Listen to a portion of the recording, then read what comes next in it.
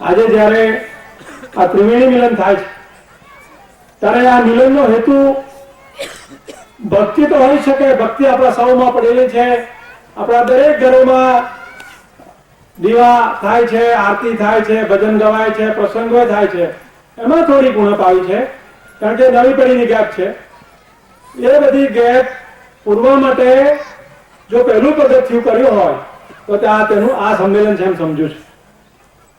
હવે અહીંથી આજથી અમારા વિનુભાઈએ તો તેલ નાખી ફરી એને દોરાવા આમ તો ઉભો થયો છું કે પેલા ગ્રીન કાર્ડ અને તેમાં રાહ જોઈ રહેનારા વરરાજાઓ કે દીકરીઓ ત્યાંની પણ મુશ્કેલી એટલી બધી છે.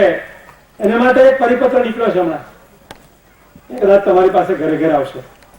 ત્યાં આપણા એટલે ગુજરાતની દીકરા દીકરીઓની શું પરિસ્થિતિ છે, શું દશા વિશા છે તે સમજાવે તો સચોટ પરિપત્ર નીકળે છે, બધા પાસે આવશે. ત્યારે એ વિચાર સુરત જિલ્લામાંથી ધીમે ધીમે કાનમમાં તો આવ્યો. કાનમની દીકરીઓ પણ લગભગ ઘણી આવવા લાગી છે અને બારોબાર પહેલા તો સમાજ થ્રુ થોડુંક થયું, પણ હવે તો એટલી બધી ઓળખાણ વધી ગઈ કે ગમે ત્યાં કોઈ આવી પડે અને દીકરીઓ લઈ જાય છે. સારી વાત છે, તમે આવકારો છો અને અમને ખૂબ આનંદ થાય છે કે અમે જ્યારે કહેતા કે ભાઈ આપણા બીજે ગમે ત્યાં જવું એના કરતા આપણા ભક્ત પરિવારનો જ વિશાળ વિસ્તૃત થાય અને તે માટે આપણે દીકરા દીકરીનો વ્યવહાર કરીએ તો જ આપણા સંબંધો વિકસે, વધે અને તે કરવાની જરૂર છે.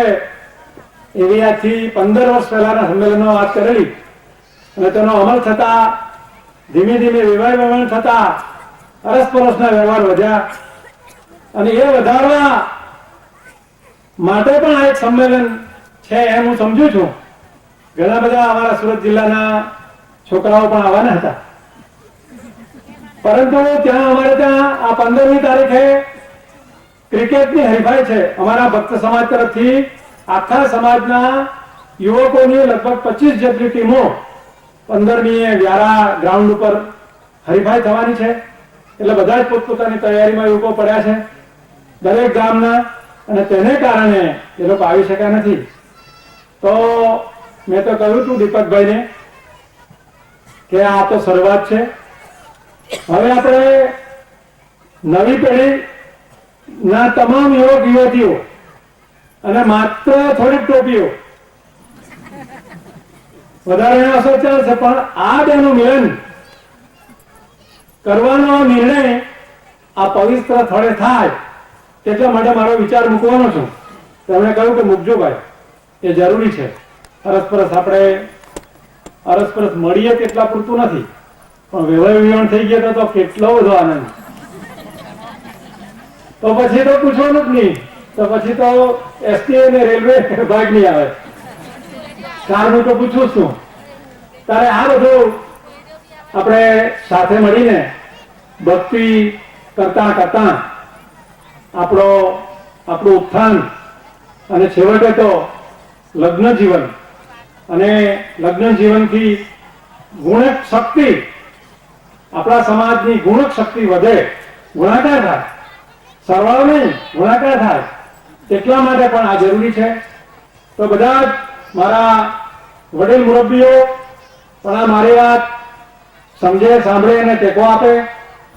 અમે પણ આને માટે સજાગ છીએ. તો આપણે સૌ બધા આ વિચાર તરફ ધીમે ધીમે આગળ વધીશું. બીજી વાત એ છે કે આવડું મોટું સંમેલન કોઈ ધાર્યું નહોતું કે કદાચ વડોદરાના લોકોને પણ ખ્યાલ નહીં હોય કે મહેસાણા જિલ્લામાં પણ આટલો મોટો આપણો ભક્ત પરિવાર છે. આપણે ભક્તો હોવા છતાં આપણા લોકોની ખબર નથી કે આપણે ક્યાં ક્યાં છીએ. પણ આવું સંમેલન થયું તો જુઓ તો ખરા ક્યાં ક્યાંથી કેટલું મેરામણ ઉપટ્યું. ત્યારે એકબીજાને બહુ નજીકથી તો નથી મળી શક્યા આ સંમેલનમાં, પણ બધાને દર્શન કરી શક્યા, સાથે જમી શક્યા, થોડીક વાતો સાંભળી શક્યા. અને અહીંના ગવાતા ગીતો, ભજનો, લગ્ન ગીતો એ બધાની પણ થોડીક રાત્રે લાણી થઈ હશે, તો અમે રહી ગયા છે. આજે કદાચ કંઈ થોડુંક થવાનું છે તો અમે સાંભળીશું. અને આ રીતે આપણી સારી સારી ભજનોની, ગરબાઓની એવી કૃતિઓની પણ લાણી પણ અરસપરસ બીજી જગ્યાએ જાય, ત્યાંની પણ સારી વાતો અહીંયા આવે. ત્યારે આપણે આ બધું કરવું છે અને સંગઠિત રીતે રહેવું છે. ભલે આપણે કોઈ મંદિરને બાંધીએ, મેં કહ્યું તેમ, અને ભલે વારે વારે ન મળીએ, પણ મને એક વિચાર મૂકવાનું મન થાય છે આ જગ્યાએથી કે જો આ દિવસ પવિત્ર હોય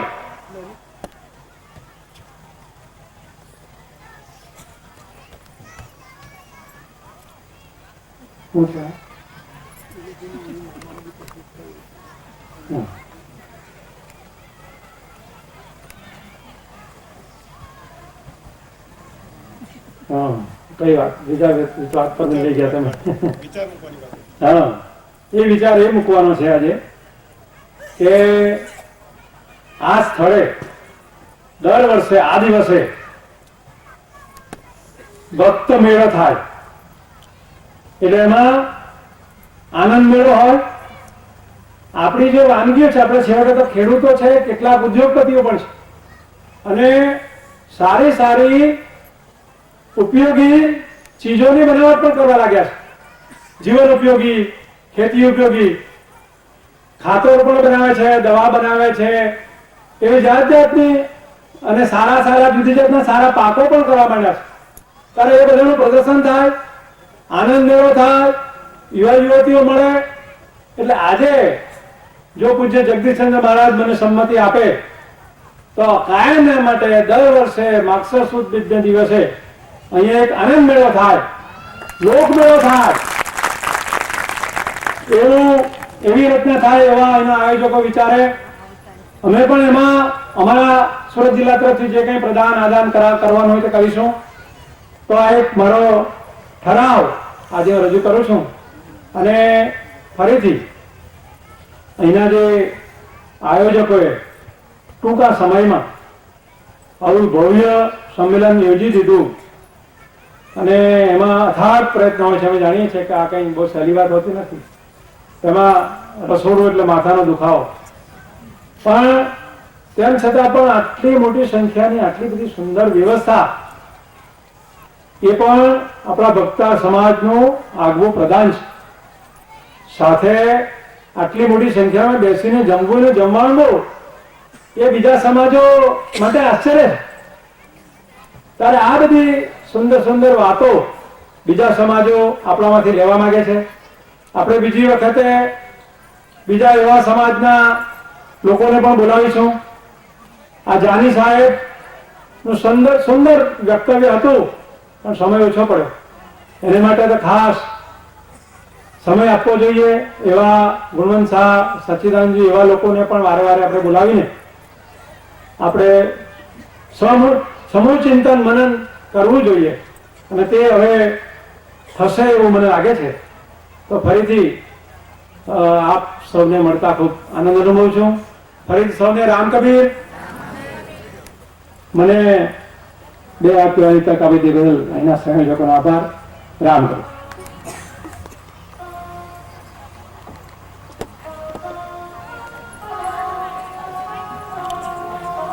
આજના દિવસની સૌથી મોટી ઉપલબ્ધિ આપણને મુરબ્બી સન્મુખભાઈના શબ્દોમાં મળી ગઈ. દર વર્ષે માગસર સુદ બીજના દિવસે અહીંયા કઈ નહીં તો સંત સંગત મળીને હરિગુંતો કહીશું, નક્કી વાત. અને સભા મંડપમાં બેઠેલા દરેક જણ પ્રતિજ્ઞા કરે, સંકલ્પ કરે કે આ દિવસ આવતા વર્ષે આવે ત્યારે સદગુરુ શ્રી જીવનજી મહારાજના પ્રાંગણમાં જીવનજી મહારાજના પ્રાંગણમાં આ દિવસ ઉજવાય. હવે આપની વચ્ચે આસનો પર સંતો બિરાજેલ છે. આપને હવે આપના સંમેલનના જે મૂળ હાર્દસમાં મુખ્ય વક્તાઓના વક્તવ્ય તરફ સરી રહ્યા છે. એ પૂર્વે વધારે સંતો અને મહાનુભાવોના આપણે શબ્દોનો લાભ લઈ શકીએ એમ છે નહીં, છતાં આપણે એમના વતી આપણે એમના રામકવિ સ્વીકારીએ. સૌ પ્રથમ હું પરમ પૂજ્ય શ્રી રાજેન્દ્ર પ્રસાદ દાસજી જે કવિવડના મહંત છે એમને કહીશ કે તેઓ સમાજને રામકવિ આપે.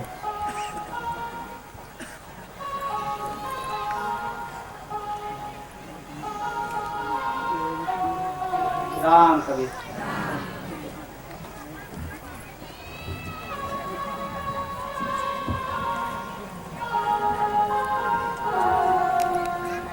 પૂજનીય શ્રી બિહારીભાઈ સ્વામી તેઓ પણ ઉપસ્થિત છે. આપને સૌ તેમના રામકવિ સ્વીકારીશું. મુરબ્બી શ્રી બિહારીભાઈ.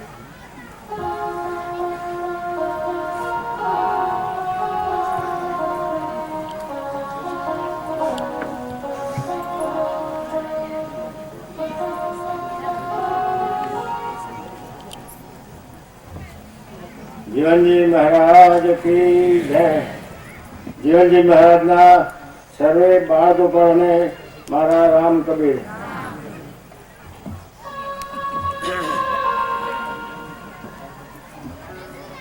સુરતથી પધારેલ મુરબ્બી ડાયાબેનો વિનંતી કરીશ કે તેઓ સમાજને રામકવિ. મુરબ્બી ડાયાબેન.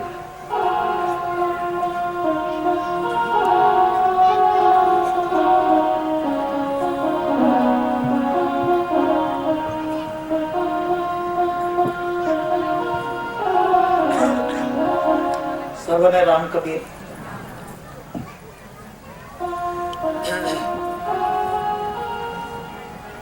ફલુ ગામ પડથારાના ભક્ત મુરબ્બી રણછોડભાઈને વિનંતી કરીશ કે તેઓ સમાજને રામકવિ કહેશે. મુરબ્બી રણછોડભાઈ.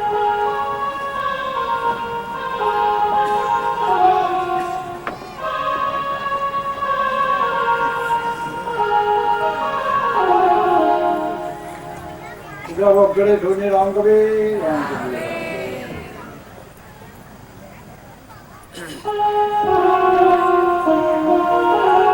હરિદ્રોલ ગામ પડથારાના મુરબ્બી રણછોડભાઈ એમને વિનંતી કરીશ કે તેઓ સમાજને રામકવિ કહેશે. મુરબ્બી રણછોડભાઈ.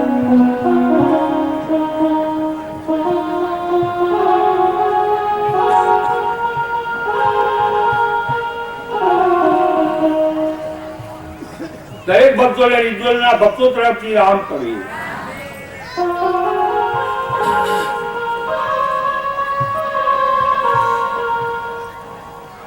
સમગ્ર ભક્ત સમાજના દરેક ગામના અરસપરસના એકબીજાને સૌને રામકવિ. હવે આપને વડોદરાથી પધારેલા વડોદરા વિશ્વામિત્રી કબીર જ્ઞાનાશ્રમથી પધારેલા મહંત પદ્મનાભદાસજીનો લાભ લઈશું. પહેલા એમનો પરિચય આપી દઉં. વિશ્વામિત્રી માજલપુર પાસે કબીર જ્ઞાનાશ્રમ આવ્યો છે, ત્યાંના તેઓ મહંત છે. આપના પૂજનીય પ્રેમચંદ દાસજીના ખૂબ જ ગાઢ મિત્ર છે. તેઓ MS યુનિવર્સિટીમાં MPhil સુધીનો ફિલોસોફીનો કંઈક અભ્યાસ કરેલો છે, એટલી મારી પાસે માહિતી છે એમની. આગળ એમનું અધ્યયન સતત ચાલે છે. કોમ્પ્યુટરમાં એમનો જીવ ખૂબ છે. ધર્મ પ્રત્યેની પ્રીતિ અને ધર્મનું જ્ઞાન એમનું ખૂબ છે, તેવો મારો એમનો અનુભવ છે.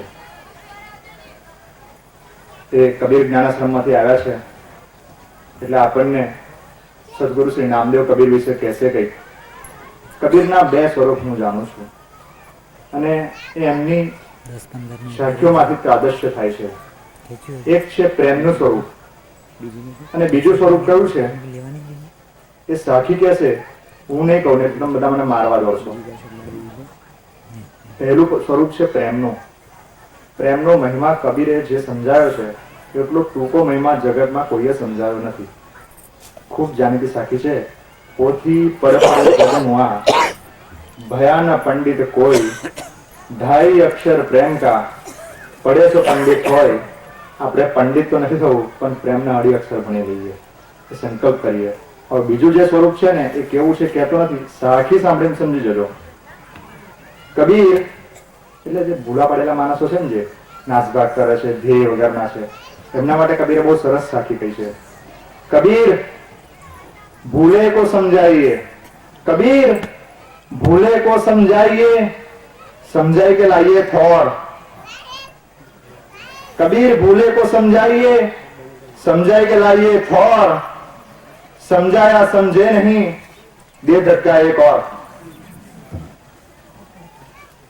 મંદિર માટે અને મૂર્તિ પૂજા માટે કબીરજીનો બહુ સૂચક વિરોધ હતો. ધક્કો મારવાની વાત કરીને તો મૂર્તિ માટે એક એવી વાત કરેલી કે પથ્થર પૂંજે હરી મિલે તો મેં બી પૂંજું પર.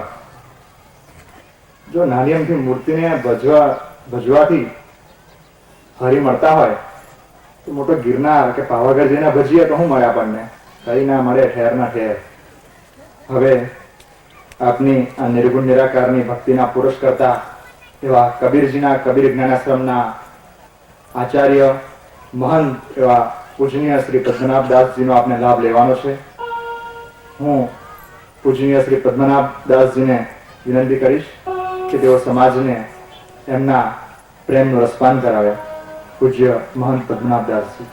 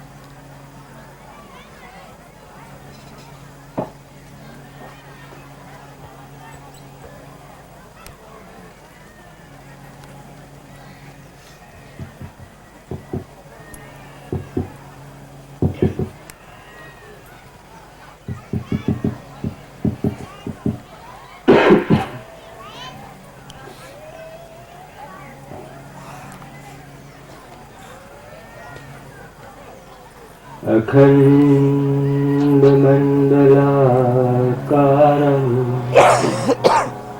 व्याप्तं येन चराचरं तत्पदं दर्शितं येन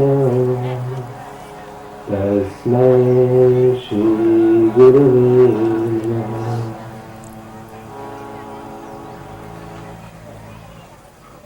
परम आदरणीय महंत स्वामी श्री जगदीश चंद्र दासी साहेब, परम प्रिय स्वामी श्री प्रेमजीवन दासी साहेब, अन्य महंत साहेबो, संतो અને સદગુરુના હંસદેવો,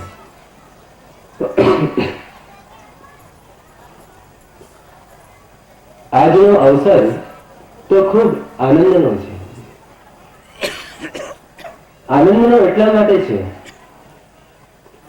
કે સદગુરુના પ્રેમી, એમના શબ્દોના પ્રેમી અને જે પેઢીઓથી પ્રેમમાં ડૂબતા આવ્યા છે, ભક્તિનો રસ ચાખ્યો છે અને જીવનમાં ઉતાર્યો છે, એવા બધા આપ સૌની સાથે હું પણ અહીંયા છું અને આ ભક્તિ સંમેલન નો અવસર છે માટે ખૂબ આનંદ છે. કારણ કે આ ખૂબ અઘરી વસ્તુ છે, અઘરો વારસો છે એ જાળવવો, અઘરો છે એ આપે જાળવી રાખ્યો છે, એનો મને આનંદ છે, એનો મને ગૌરવ છે. અને આપ સૌ ખૂબ ભાગ્યશાળી છો કે સંસારના ઘણા બધા જૂઠા પ્રપંચ, મિથ્યા પાખંડમાંથી આપ બચી ગયા છો. કારણ કે આપ એક કુળમાં જન્મ્યા છો, આપ એક કુટુંબમાં, એક સમાજમાં જન્મ્યા છો કે જ્યાં સહજતા સ્વાભાવિક છે ને સહજતા સ્વાભાવિક હોવી જોઈએ, એ જ સદગુરુ કબીર સાહેબ કહેતા હતા. માટે ખૂબ આનંદની વાત છે અને સદગુરુનું કામ જ એ છે ને.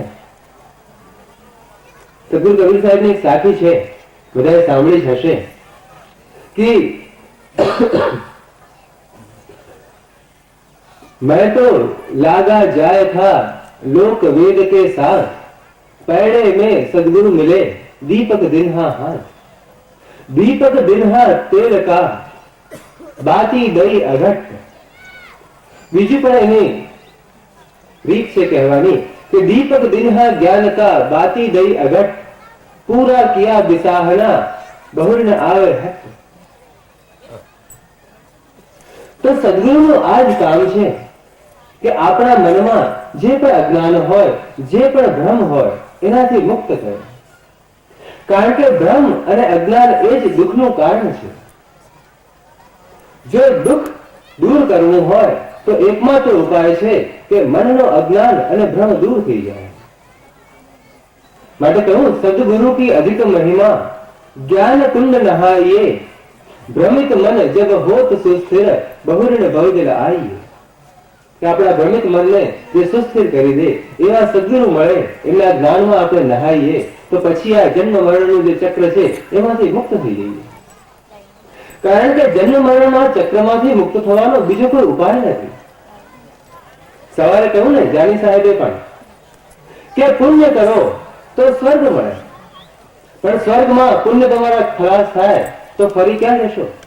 ફરી અહીં જ આવવું પડશે ને. તો આ જે આવન જાવન છે એમાંથી મુક્ત કરવાનો જે ઉપદેશ છે એ સદગુરુનો છે. એ જે ઉપદેશ આપે છે એ જ સદગુરુ છે. અને માટે તો સાહેબે કહ્યું છે ને કે સદગુરુની મહિમા અનંત છે. એવા સદગુરુ કબીર સાહેબ અને એ જ જ્ઞાનને જેમણે આત્મસાત કર્યું એવા સદગુરુ જ્ઞાનીજી મહારાજ, જીવનજી મહારાજ ની આ પરંપરા છે.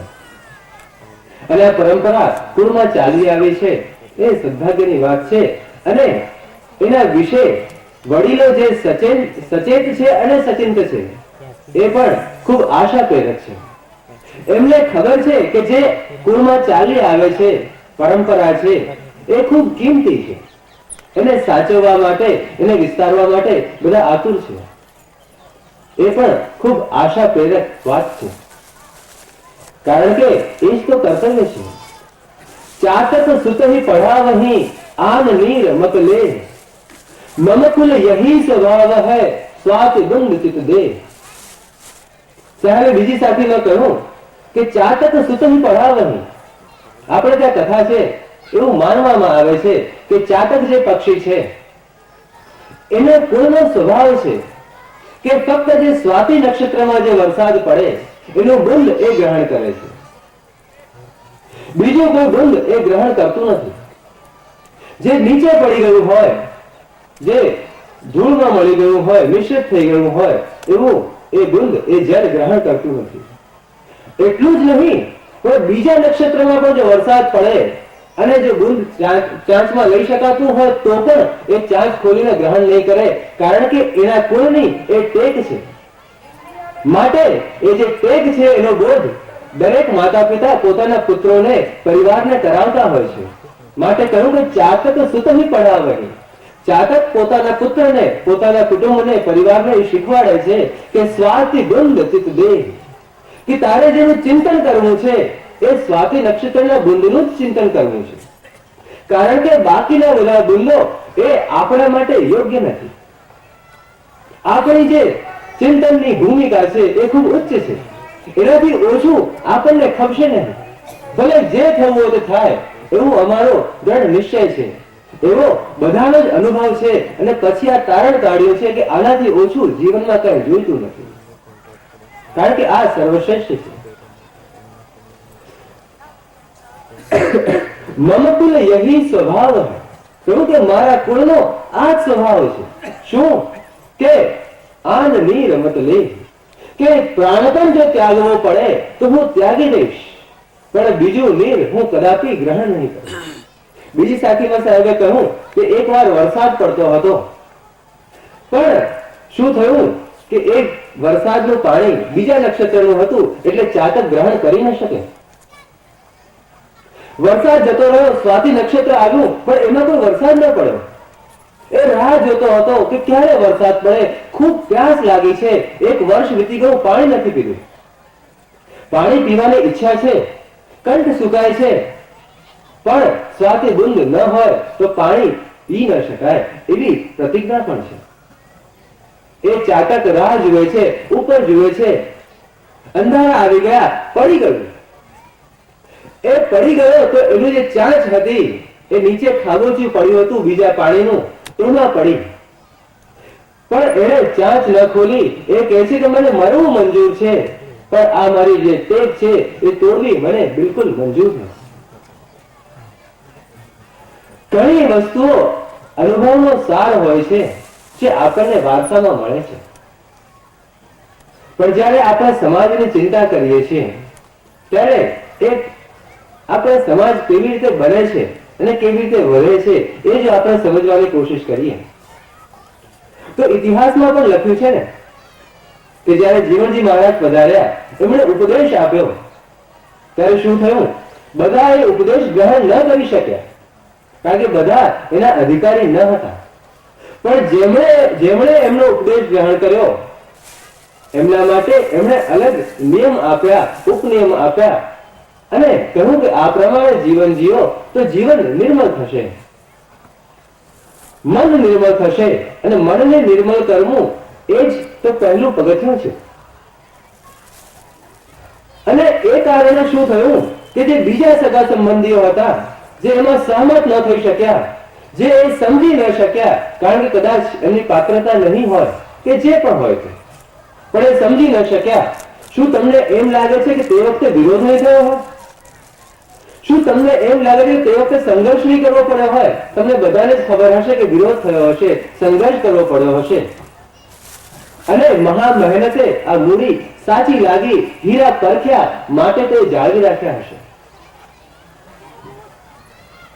અને શું થયું? એક ખૂબ સુંદર કથા છે. એક નગર શેઠને ઝવેરીને ત્યાં ખૂબ મોટો વ્યાપાર હતો ઝવેરાતનો. કાળે ક્રમે કરીને શું કરવું કે વેપાર પડી ભાગ્યો. ઘરમાં ધન ન રહ્યું, ખાવાના સાંસા પડવા લાગ્યા અને દુઃખમાં એ નગર શેઠ નું શરીર છૂટી ગયું. ઘરમાં ફક્ત પત્ની અને પુત્ર હતા. હવે કરે શું? ઘરમાં ધન ન હતું. એક વખત જાહો જલાલી ખૂબ ભોગવી હતી, અનુભવી હતી. માતાને થયું કે શોધું કંઈક તો ઘરમાં હશે. ઝવેરી હતા મોટા. એમણે બધી પેટીઓ ખોલી, પેટીની અંદર જોયું તો ક્યાંક કપડામાં લપેટેલા 2 હીરા હતા. પુત્રને આપીને કહ્યું, બહુ નાનો હતો, કે જ્યાં તારા કાકાની દુકાને આ હીરા જે છે એ વેચી આવો અને કહે કે કંઈક પૈસા આપો તો ઘરનું ભાડું ચાલે. છોકરો ગયો, કાકાને કહ્યું કે આ પ્રમાણે સંદેશો છે, આ હીરા લો, વેચી આપો, પૈસા આપો. કાકા પણ ઝવેરી હતા. એમણે હીરા જોયા અને કહ્યું કે તું તો મારો ભત્રીજો થાય, તું હીરા વેચે તો ન ચાલે, તું પૈસા મારી પાસેથી લઈ જા અને આવતીકાલથી ઝવેરીનો દીકરો છે, તારે પણ ઝવેરી તો બનવું જ પડશે ને. આવી જા, દુકાને બેસ, હીરા જેમ છે તેમ સાચવીને રાખ. પાછો લઈ ગયો હીરા. ઘરે માને કહ્યું, માને પણ પ્રસન્નતા થઈ કે હું સારું થયું, હીરા ખૂબ કિંમતી હશે. બીજે દિવસથી છોકરો દુકાને બેસતો થયો. વર્ષો વીતી ગયા. છોકરો મોટો થયો, જુવાન થયો. એ પોતે ઝવેરી થઈ ગયો. એનામાં પણ પારખવાની શક્તિ આવી ગઈ. એક દિવસ રાજાએ ઢંઢેરો પીટાવ્યો કે યુવરાજનું પદ આપવાનું છે, એમનો મુકુટ બનાવવાનો છે, ખૂબ કિંમતી હીરા માણેકની જરૂર છે, ખરીદી લેવામાં આવશે, સરકારના ખજાનામાંથી ધન ચૂકવવામાં આવશે. એ સાંભળ્યું પેલા છોકરાએ કહ્યું કે હું પણ પેલા હીરા વેચું, કદાચ ખૂબ કિંમતી હશે એટલે તો કાકાએ તે વખતે ખરીદ્યા નહીં હોય. કાકાને પૂછ્યું, અનુમતિ માંગી, રજા મળી. કાકાએ કહ્યું કે લઈ આવ, આપી દે તને જો યોગ્ય લાગતું હોય તો. એ ઘરે ગયો દોડતો કાઢ્યા હીરા, સાચવીને રાખ્યા હતા પેટીઓમાંથી તે, અને લઈને આવ્યો. રસ્તામાં થયું કે હું તો જરા જોઉં કે હીરા કેટલા કિંમતી છે, મને પરખતા આવડ્યું છે કે નહીં. આની કિંમત પરખી તો જો. એને હીરો કાઢ્યો, આંખની પાસે લાવ્યો, સૂર્યના પ્રકાશમાં જોયો અને એને ધ્યાસ તો પડ્યો. જેને એને વર્ષોથી ખૂબ કિંમતી છે એવું માનીને રાખ્યું હતું, એને જોતા જ લાગ્યું કે અરે આ તો કાચના ટુકડા છે, આની તો કિંમત કોડીની પણ ના આવે. એને થયું કદાચ મને પરખતા નથી આવડતું. એને પોતાની આંખો પર વિશ્વાસ ન થયો. એ લઈને ગયો કાકાને. ત્યારે કહ્યું ને કાકા, આપે જ મને શીખવાડ્યું છે પરખતા, પણ કદાચ આની કિંમત તો કોડીની પણ નથી. તો કહ્યું કે વાત તો તારી સાચી જ છે, પણ જો હું તે વખતે કહે તો તું માનત નહીં. માનવું ખૂબ અઘરું પડત. તારી બાને પણ વિશ્વાસ ના આવે, કહે છે કાકા પડાવી લે છે, પણ હવે તને જ પરખતા આવડી ગયું, તું જ પરખી લે. અને તને દેખાઈ ગયું કે આ તો કાચના ટુકડા છે, હીરા નથી. તો પછી જયારે એક વાર દેખાય કે આ કાચના ટુકડા છે, પછી એને ફેંકતા વાર લાગતી નથી. જ્યાં સુધી હીરા દેખાય છે ત્યાં સુધી એમાં મહત્વ છે, ત્યાં સુધી એમાં મોહ છે. પણ એક વાર દેખાઈ જાય કે આ કાચના ટુકડા સિવાય બીજું કશું જ નથી, તો એને ફેંકતા વાર લાગતી નથી. પણ જ્યારે શું થાય કે હીરા ફેંક્યા નહીં, રાખી મૂક્યા હોય કે કઈ વાંધો નહીં, પડી રહેવા દો, તો ધીમે ધીમે મહત્વ લાગે. અને જ્યારે એવા વ્યક્તિઓ આવે કે જેમને પરખવાની શક્તિ ન હોય અને એમને દેખાય કાચના ટુકડા પરિવાર, અને થાય કે કંઈક કામથી જ રાખ્યા હશે, કદાચ હીરા હશે. ખ્યાલ આવ્યો? જ્યાં સુધી હીરાને પરખવાની શક્તિ ન હોય તો કાચના ટુકડાને પણ હીરા માનીને આપણે રાખી લેતા હોઈએ છીએ. અને સદગુરુએ એટલે જ આપણને દ્રષ્ટિ આપી છે. બધા જ કાચના ટુકડાથી આપણને હંમેશા માટે મુક્ત કર્યા છે. કહ્યું ને કે મેં તો લાગા જાય થા લોક વેદ કે સાથ, પહેરે મેં સદગુરુ રે દીપક દિનહા હાથ. કે હું તો સંસાર જેમ કહેતો હતો, શાસ્ત્રો જેમ કહેતા હતા એમ માનવા તૈયાર હતો, કારણ કે મારી પાસે તો જ્ઞાન હતું નહીં, અજ્ઞાન જ હતું. અને દીપક આપનાર કોઈ હતું નહીં, એટલે મને એમ કે સંસાર જે કહે છે, જેમ ચાલે છે તેમ ચાલું, શાસ્ત્રો કહે છે તેમ ચાલું, અને એ પ્રમાણે હું કરતો હતો. પણ સદગુરુ મળ્યા, એમણે આંખો ખોલી અને બતાવ્યું કે આ તો બધું તને ક્યાંય પહોંચાડશે નહીં. કારણ કે જીવનનું લક્ષ્ય તો ખૂબ સરળ છે ને.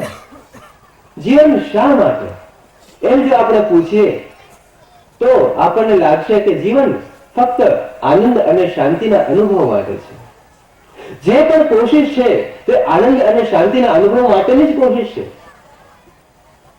પણ ખરો આનંદ ક્યાં મળે છે? તો કહ્યું કે હોત આનંદ આનંદ ભજન में होत आनंद आनंद, बरसत शब्द अमी के बादल, भीजत है कोई संत भजन में होत आनंद आनंद. કે આવો આનંદ જે ભજનમાં મળે છે, કારણ કે ત્યાં અહંકાર, મનની બીજી કલ્પનાઓ એ બધું જ લીન થઈ જાય છે અને પરમાત્મા સિવાય બીજું કોઈ બાકી નથી રહેતું, માટે આનંદ આવે છે. જ્યારે ખૂબ પૈસા મળે ત્યારે આનંદ આવે તો છે, કારણ કે તે વખતે બીજું વિચારવાનું આપણી પાસે હોતું નથી, પૈસામાં જ આપણે લીન થઈ જઈએ છીએ. પણ એ આનંદ આપણો ક્ષણજીવી હોય છે, માટે આપણે એને સુખ કહીએ છીએ કે સુખ અને દુઃખ એ જોડાયેલા છે. પણ જે આવીને જાય નહીં એને આપણે આનંદ કહીએ છીએ. તો જ્યાં સુધી આપણો અહંકાર છે ત્યાં સુધી પ્રેમ આપણામાં સંચરી શકતો નથી. માટે કહું કે જબ મેં થા તબ હરિ નહીં, અબ હરિ હૈ મેં નહીં, પ્રેમ ગલી અતિ સાંકડી તામે દો ન સમાન. તો જે ભજનનો, આનંદનો અને કીર્તન વધવું જોઈએ એવી જે બધાએ ઈચ્છા વ્યક્ત કરી, તો એટલા માટે કે જ્યારે ભજન આપણે ગાઈએ છીએ ત્યારે આપણે એમાં ડૂબી શકીએ છીએ. સાથે સાથે એ પણ એમણે ઈચ્છા વ્યક્ત કરી કે જે યુવાન પેઢી છે એ પણ એમાં રસ લેતી થાય. પણ શું થાય છે ઘણીવાર કે પારખ દ્રષ્ટિ જો ન હોય તો રસ્તામાં પડેલા કાચના ટુકડા પર આપણે લાગે કે હીરો હશે અને આપણે ઉચકી લઈએ, ઘરમાં લાવીને રાખીએ, એવું મોટે ભાગે થતું હોય છે. એ આશા કે કદાચ એમાંથી કઈ કિંમત મળી જશે, માટે તો આપણે સુખની શોધમાં, આનંદની શોધમાં ચારે તરફ ભટકતા હોઈએ છીએ ને. કસ્તુરી કુંડલ વસે મૃગ ઢૂંઢે ચહુ ઓર, કે અંદર જ કસ્તુરી છે. એટલે મૃગ ક્યારેક શોધતો હોય, થાકી જાય, મરવાની અડી પર આવે, એનું મસ્તક જે છે ઢીલું પડી જાય અને ભૂલથી ડાબી પાસે આવી જાય તો એને ખબર પડે કે આ સુગંધી તો મારી અંદરથી જ આવતી હતી, બીજે ક્યાંય શોધવાની જરૂર નથી. એટલે તો કહ્યું ને, શંકરાચાર્યજીએ પણ કહ્યું કે કુરુતે ગંગા સાગર ગમનમ વ્રત પરિપાલન અથવા દાનમ જ્ઞાન વિહીને સર્વમનેન મુક્તિન ભવતી જન્મ શતેન. તીર્થમાં જાઓ, ગંગા સાગરમાં જાઓ, વ્રત કરો, દાન કરો, બધું જ કરો, પણ જ્યાં સુધી જ્ઞાન નથી થયું, જ્યાં સુધી જ્ઞાનનો શબ્દ સદગુરુનો લાગ્યો નથી, જ્યાં સુધી આપણો અહંકાર પડ્યો નથી, હૃદયમાં પ્રેમ ઉભરાયો નથી અને આપણે ભક્તિમાં ડૂબી નથી ગયા, ત્યાં સુધી આપણી મુક્તિ થવાની નથી. આવું જે જ્ઞાન છે. અને સવારે જ વાત કરી, મુખ્ય વાત કરી, ખૂબ સરસ. એ જ હું કહી રહ્યો હતો કે સમાજ જે છે એ બને છે વિચારથી. શરૂઆતમાં અમુક વિચારમાં માનનારા, સહમત થનારા અમુક વ્યક્તિઓ ભેગા થાય અને એક સમાજની રચના થાય છે. જેમ શરીર છે આપણું, એ તો સ્થૂળ છે, એની અંદર સૂક્ષ્મ શરીર છે, મન છે, જેને આપણે અંતઃકરણ કહીએ, મન, બુદ્ધિ, ચિત્ત, અહંકાર વગેરે, અને એને ચલાવનાર આત્મા છે. જો આપણું સ્થૂળ શરીર રહી જાય અહીંયા તો પણ સૂક્ષ્મ શરીર તો જતું રહેશે, પછી સ્થૂળ શરીર એ કામનું હોતું નથી. તો સમાજ, એની સંખ્યા, એની વ્યવસ્થા એ તો સ્થૂળ વસ્તુ છે, એ બહારની વસ્તુ છે, એ ઇન્ફ્રાસ્ટ્રક્ચર છે. પણ સમાજને ભેગા રાખનાર જે આત્મા છે, જે મુખ્ય કારણ છે, એ વિચારધારા છે. જો વિચારધારામાં દૃઢતા ન હોય, જો વિચારધારા બધા જ સમભાવે સમજ્યા ન હોય, તો સમાજને ભેગો રાખવા માટે બહારના બધા પ્રયત્નો કરવા જ પડતા પડે. પણ એ પ્રયત્નો સમાજને હંમેશા માટે ભેગો ન રાખી શકે, કારણ કે એને બાંધનાર મુખ્ય બળ વિચાર છે. માટે શરૂઆતમાં મેં કહ્યું ને કે જયારે જીવનજી મહારાજ પધાર્યા હશે અહીંયા સદીઓ પહેલા, ત્યારે અમુક પાત્ર જે હતા વ્યક્તિઓ, એ જ એમને સમજી શક્યા હશે. એમણે બધો વિરોધ સહન કરીને એમના ઉપદેશને ધારણ કર્યો હશે. હવે તો આપણી પાસે એ ઘરમાં જ ઉપદેશ છે. એના માટે કોઈનો વિરોધ સહન કરવો પડતો નથી. ખજાનો ખૂબ મહેનત કરીને આપણે ભેગો કર્યો, હવે પાછલી પેઢીને આપણે આપ્યો છે, પણ એમને એ ખજાનો ઉપાર્જન કરવા માટે મહેનત કરવી પડતી નથી. માટે ઘણીવાર એવું થતું હોય છે કે એની કિંમત થતી નથી. એક સુંદર ઘટના યાદ આવી. હેનરી ફોર્ડ નું નામ બધાએ સાંભળ્યું હશે. કારમાં બધાને કાર પહોંચાડવી અમેરિકામાં, એવું એમનું ધ્યેય હતું, અને કારના સર્જક એક રીતે એમને કહી શકાય. એવા હેનરી ફોર્ડ જ્યારે ખૂબ વિશાળ એમનો બિઝનેસ થઈ ગયો કારનો, ત્યારે એક દિવસ યાત્રા કરતા હતા, ટ્રેનમાં હતા. જ્યારે ટ્રેનમાંથી ઉતર્યા ત્યારે કોઈએ પૂછ્યું કે તમે હેનરી ફોર્ડ તો નહીં? તો હા, હું હેનરી ફોર્ડ પોતે. કેમ? આશ્ચર્ય થયું. કેવું કે તમારા દીકરા તો વિમાનમાં ઉડે છે અને તમે આ સામાન્ય રેલગાડીમાં કેમ? તો કહ્યું કે એ તો હેનરી ફોર્ડ ધનવાનના દીકરા છે ને, હું તો હેનરી ફોર્ડ જે ગરીબાઈમાંથી આવ્યો હતો અને સ્વબળે ઉપાર્જન કર્યું છે એ હું છું. તો ધનની કિંમત જેણે ઉપાર્જન કર્યું હોય એને હોય, જેને મળ્યું હોય વારસામાં એને એટલી બધી કિંમત હોય નહીં, પણ એમને કિંમત સમજાવવી પડે. માટે મેં કહ્યું કે ચાતક સુતહી પડાવહી આન નીર મત લે. મમ કુલ યહી સ્વભાવ હૈ સ્વાત દુંગ ચિત દે. કે સવારે જે વાત કરી કે કર્મકાંડમાંથી મુક્તિ અપાવડાવી, આ જ વસ્તુ જે છે એ મુખ્ય છે. જે પડોજન છે, જે જટિલતા છે જીવનની જરૂર વગરની, જેમાં મનુષ્યો અટવાયેલા છે, એમાં તમને સહજપણે મુક્તિ મળેલી છે. પણ એ મુક્તિ ના ગૌરવ હોવું જોઈએ. જયારે બીજા પૂછે કે અરે તમે આ નથી કરતા, ને આપણે કહીએ કે ના ના અમારે ત્યાં નથી, અને આપણને એના વિશે ગૌરવ ન લાગે, તો પછી આપણે જાગૃત થવું જોઈએ કે નવી પેઢીને આપણે એ ભાન નથી કરાવી શક્યા કે જે ખજાનો આપણે ત્યાં છે એ કિંમતી છે, ખૂબ મહેનતથી આવ્યો છે અને એને જવા ન દેવાય. અને એના બદલામાં રસ્તામાં પડેલા કાચના ટુકડા તો કદાપી ન લેવાય. એવો દ્રઢ નિશ્ચય થાય જ્યારે સમજી શકાય ત્યારે થાય. મૂર્તિ પૂજા ન કરવી બહુ સીધું સાદું કારણ છે, બહુ દેખીતું છે. અને શું થાય છે કે શરૂઆતમાં જ્યારે સમાજ બને ત્યારે તો સંઘર્ષ કરવાની ભાવના હોય, ગૌરવ હોય, સ્વાભિમાન હોય. સમાજ જેમ વિશાળ થાય તેમ કોમ્પ્રોમાઇઝ કરવાની વાતો આવવા માંડતી હોય છે કે જેમ બધા પણ ખુશ રહે અમે પણ ખુશ રહીએ. જે મુખ્ય તત્વ છે પછી ત્યાં ચાલશે કરશે બધું જ આપણે ચલાવી લેતા થઈ જઈએ. તો શું થાય છે કે જે મૂળ આત્મા છે એ છૂટી જાય છે. જેમ કહ્યું ને હમણાં મુકેશભાઈએ સાચી કહી કે પથ્થર પૂજે જો હરી મિલે તો મેં પૂજું પહાડ, તાતે તો ચક્કી ભલી પીસ ખાય સંસાર. અને ભજન પણ છે કે જાગતા ગુરુ સેવ માલિની જાગતા ગુરુ સેવ, તું રે ભૂલી તારો દેવ માલિની જાગતા ગુરુ સેવ. કારણ કે પથ્થર ઉપર આંખો ખોલીને કોઈ જોવા તૈયાર હોય તો દેખાય કે આ બધી ભ્રમ જંજાળ છે, આમાં પડવું શા માટે? મહા મહેનતે આમાંથી મુક્તિ મળી હોય તો પછી આમાં પડે એને શું કહેવાય એ તમે જ નક્કી કરી શકો. આવું જે જ્ઞાન છે એ કડવું છે. એને પચાવવા માટે શક્તિ જોઈએ, હિંમત જોઈએ.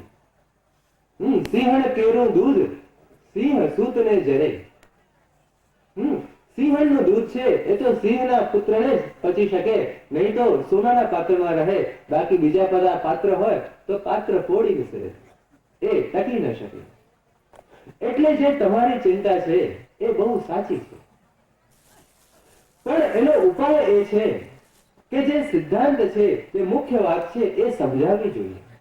સાથે સાથે હું એમ પણ કહું છું કે વ્યક્તિ અને એક નાનો સમાજ એ બીજા બધા સમાજની પણ સાથે છે. એની સાથે સુસંગતતા હોવી જોઈએ, હાર્મની હોવી જોઈએ. એની સાથે વિરોધ કરવો એ જરૂરી નથી. અમુક નિયમો જે છે જેમ જેમ સમય બદલાય એ પ્રમાણે આપણે એનામાં પરિવર્તન પણ કરવું પડતું હોય છે, કારણ કે બાહ્ય નિયમ છે. પણ જે મૂળ છે, જે આત્મા છે, જે આપણને સદરસ્તે લઈ જાય છે, સાચી શાંતિ અને આનંદનો અનુભવ કરાવવા માટે આપણને પ્રેરે છે, આપણા મનને ચિત્તને નિર્મળ બનાવે છે, એમાં બાંધછોડ કરી ન શકાય અને કરવી ન જોઈએ એવી મારી માન્યતા છે.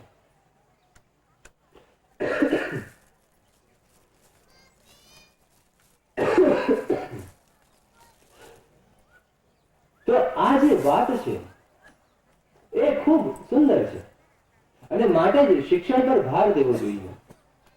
કારણ કે શિક્ષણ એ વ્યવસ્થા છે જ્યાં આપણે બાળ માનસમાં કંઈક ઉતારી શકતા હોઈએ છીએ, એમને આપી શકતા હોઈએ છીએ. પણ આ બધું ક્યારે થઈ શકે? ફક્ત પરંપરાથી ન થાય. કારણ કે હવે કહ્યું ને કે દુનિયા ખૂબ નાની થઈ ગઈ છે. અહીંયા હોઈએ સવારે, સાંજે દિલ્હીમાં, રાત્રે અમેરિકામાં, એવું બની શકે. બીજા બધા ધર્મના પણ જે વ્યક્તિઓ છે એ આવી રહ્યા છે, બદલાવી રહ્યા છે, એમની વિચારધારા આપણી સામે બધા મૂકી રહ્યા છે. અલગ અલગ પ્રલોભનો છે. ક્યાંક ધનનું પ્રલોભન છે, ક્યાંક બીજા પ્રલોભનો છે. પહેલા ડરાવીને, ધમકાવીને, મારીને ધર્મ પરિવર્તન કરાવતા હતા. પણ હવે તો ઇન્ફોર્મેશન ટેકનોલોજીનો યુગ છે. બધાની વસ્તુઓ આપણી સામે છે. આપણી સામે હીરા, કાચના ટુકડા, ઘણું બધું એક સામટું આપણી પાસે આવી ગયું છે. હવે આપણે સામે ઉભા છીએ. નવી પેઢી ખાસ કરીને એ પ્રમાણે સામે ઉભી છે કે એની સામે હીરા પણ છે, કદાચ પથરા પણ છે, કાચના ટુકડા પણ છે, બીજા બધા વ્યક્તિનું ઘણું બધું છે, આખા સંસારનું છે. આપણે કહીએ કે તું માન કે આપણું જે છે એ હીરો જ છે, તો એ માન્યતા ટકાવવી એટલી સહેલી નથી. આપણે એમનામાં જાતે જ પરખવાની શક્તિ આપીશું. જેમ પેલા કાકાએ કહ્યું ને, એમ આપણે જો શક્તિ આપીશું તો તું પરખ, તું નક્કી કર કે આપણા હાથમાં હીરા છે કે નહીં. જો હીરા હોય આપણા હાથમાં તો બીજા હીરાની જરૂર નથી, કારણ કે ધન સંપત્તિ છે જ. અને બીજા કાચના ટુકડાની તો બિલકુલ જરૂર નથી. એટલે સાહેબે બીજી સાખીમાં કહ્યું ને કે ગુરુ પશુ કુલ પશુ નારી પશુ વેદ પશુ સંસાર કહે કબીર સો પશુ નહીં જાકે વિમલ વિચાર. કે દરેક વ્યક્તિમાં જ્યારે વિચાર પેરાય, જ્યારે પોતે વિચારી કરી શકે, નક્કી કરી શકે કે શ્રેયસ શું છે અને પ્રેયસ શું છે, મારા માટે કલ્યાણકારી શું છે, અકલ્યાણકારી શું છે, જ્યારે એ નક્કી કરી શકે પછી એની ચિંતા બાકી કોઈએ કરવાની જરૂર પડતી નથી. ઇંગ્લિશમાં કહેવત છે જે આપણને બિલકુલ અનુકૂળ આવે એવી નથી. કહેવત છે કે it is better to teach a hungry man how to fish rather than giving him a fish. કે જો માણસ ભૂખ્યો હોય તેને ખોરાક કેવી રીતે લેવો એ શીખવાડો. તમે આપશો તો એનું ભૂખ હંમેશા માટે જશે નહીં. આપણે પરખવાની શક્તિ આપીએ નવી પેઢીને, કારણ કે શિક્ષિત છે, સુશિક્ષિત છે. અને સ્વામી શ્રી પ્રેમજીવનદાસજી પણ સુશિક્ષિત છે અને એના માટે સમર્થ છે. તો જેમ જેમ આપણે પરખવાની શક્તિ આપતા જઈશું તેમ તેમ એમને જ કિંમત સમજાશે કે આ જ કરવા જેવું છે, આના સિવાય બીજું કોઈ કરવા જેવું નથી. જે ક્ષણે એ સમજાઈ જશે પછી બહારથી બીજું કોઈ કરાવવાની જરૂર પડશે નહીં. નહીં તો શું થાય છે કે સંગનો રંગ લાગતો હોય ને એમ વ્યસનની પણ ચિંતા વ્યક્ત કરી. મને આશ્ચર્ય થયું અને દુઃખ પણ થયું કે જે સમાજમાં મારા મનમાં હજુ પણ એવી છાપ છે, દ્રઢ છે અને એવી જ આશા છે કે એવું જ રહે, પણ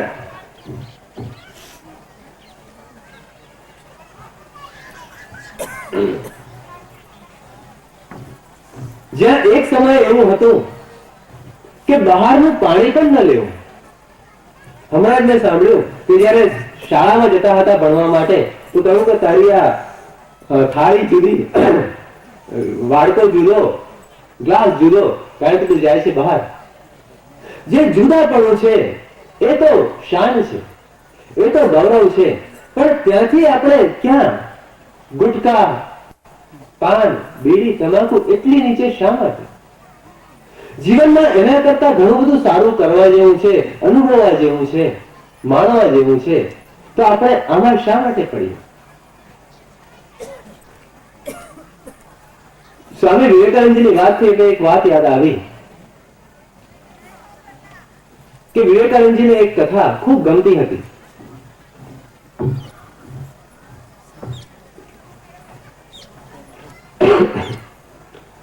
કથા હું ટૂંકમાં કહીશ કે એક સિંહણ હતી, એની પાછળ એક શિકારી પડ્યો. સિંહણ ગર્ભવતી હતી, સામે નદી આવી બસતી બસતી જતી હતી અને નદીને પાર કરવા માટે જોરથી કૂદકો માર્યો અને એનું જે બચ્ચું હતું, પાક્કા મહિના હતા, એનો ત્યાં જ પ્રસવ થઈ ગયો, નદી કિનારે જ. પારડીએ દૂરથી જોયું કે સિંહણ તો કૂદીને જતી રહી એટલે પાછો વળી ગયો. બચ્ચું ત્યાં જ નદી કિનારે પડી રહ્યું અને ભરવાડ સાંજે બકરા ઘેટાને પાણી પાવા માટે લાવ્યો. એને જોયું કે બચ્ચું છે, સિંહનું છે, નાનું હતું, ખૂબ જીવતું હતું. એ લઈ ગયો પોતાની ઘેર, એને પાળી પોષીને મોટું કર્યું. બચ્ચું સિંહનું ચારે તરફ જુએ તો ઘેટા જ દેખાય, એના સિવાય તો એને કઈ બીજું દેખાય નહીં. નાનપણમાં તેને ખૂબ મજા આવી રમવાની, પણ જેમ જેમ મોટું થયું એમ એમ એને લાગ્યું કે મારામાં કંઈક જુદાપણું છે, હું અલગ છું. એ બોલે તો મેં એવો અવાજ ના આવે, બોલે તો ગર્જના થાય, ઘુરકાટ થાય. એ મોટો થતો ગયો, એને જોયું કે બીજા બધા તો ખૂબ નાના છે, હું ખૂબ ઊંચો થઈ ગયો. બીજાનો રંગ અલગ છે, મારો રંગ અલગ છે. બીજાની પૂંછડી ખૂબ નાની, મારી પૂંછડી ખૂબ મોટી. મારી કેશવાળી છે, મારે પગમાં નોર છે, આ બધું જ અલગ છે. એને ધીમે ધીમે શરમ આવવા લાગી. આજની ભાષામાં કહીએ તો એને ઇન્ફેરિયોરિટી કોમ્પ્લેક્સ થઈ ગયો કે અરે આટલા બધા આવાને હું આવો જુદો કેમ? એ દુઃખમાં ને દુઃખમાં એ પૂરેપૂરો છટાથી ચાલી નતો શકતો, ટટ્ટાર ઉભો નતો રહી શકતો, કારણ કે મનમાં એને એ જ લઘુતા ગ્રંથિ હતી કે આના કરતા હું ઊંચો કેવી રીતે થઉં? એમાં તો ઘણા બધા ઘેટા બકરા એના કરતા મોટા હતા. એ જયારે નાનો આવ્યો ત્યારના હતા, એના કરતા પણ ઊંચો હું કેવી રીતે થઉં? એ ચાલે તો દબાઈને ચાલે, બોલે તો અવાજ દબાવેલો જ રાખે, ક્યાંક કોઈક મોટાનું અપમાન ન થઈ જાય. કારણ કે ઘેટા હતા, એને એ માનતો હતો કે પોતાના જેવા જ છે. આમ ને આમ ખૂબ દુઃખી થઈ ગયો. એ દુઃખ કહે કોને? એને થયું કે મારામાં કઈ ખોટ છે, બાકી બધા તો નોર્મલ છે. અને આજકાલ તો વૈજ્ઞાનિકો પણ એ જ કહે છે ને, સ્ટેટિસ્ટિકલી જે નોર્મલ હોય એ જ સાચું. પણ સત્ય એનો કોઈ મેથેમેટિકલ કે સ્ટેટિસ્ટિકલ બેઝ હોઈ ન શકે. તો એ દુઃખી થઈ ગયો. એક વાર શું થયું કે નદી કિનારે પાણી પીવા ગયા, સાંજ પડી હતી, દરરોજ પાણી પીવા જતા હતા, અને બીજો સિંહ શિકાર કરવા આવ્યો હતો, ઘણો થઈ ગયો હતો, એટલે એ શાંતિથી ઉભો હતો, દોડીને શિકાર કરી શકે એમ ન હતો. એને જોયું કે આ ઘેટા બકરાના ટોળામાં એક સિંહ જેવો કોઈ દેખાય છે. એને આશ્ચર્ય થયું કે જ્યાં સિંહ હોય ત્યાં તો ઘેટા બકરા આગળ ઉભા ના રહી શકે, અને આ એમાં પણ પાછી લપાતો છુપાતો ચાલે છે. આનો કેવો સિંહ? એનાથી રહેવાનું નહીં. એને તરાપ મારી, ગર્જના કરી, બધા જ ઘેટા બકરા ભાગ્યા. પેલો સિંહ હતો, સિંહનું બાળ, એ પણ ભાગ્યું. એ તો દોડ્યો, નતું દોડાતું છતાં પણ દોડ્યો. એને પકડ્યો અને ગળચીમાંથી ઉભો રાખ્યો. એને કહ્યું કે મહારાજ મહારાજ માફ કરો, હું બીજી વાર પાણી પીવા નહીં આવું.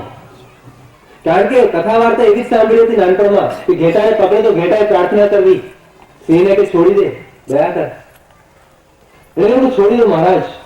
કહ્યું કે ના, આજે તો હવે તને છોડવું એમ નથી. તું કહે છે શા માટે કે છોડી દો? કે હું નાનું ઘેટું છું, મને છોડી દો.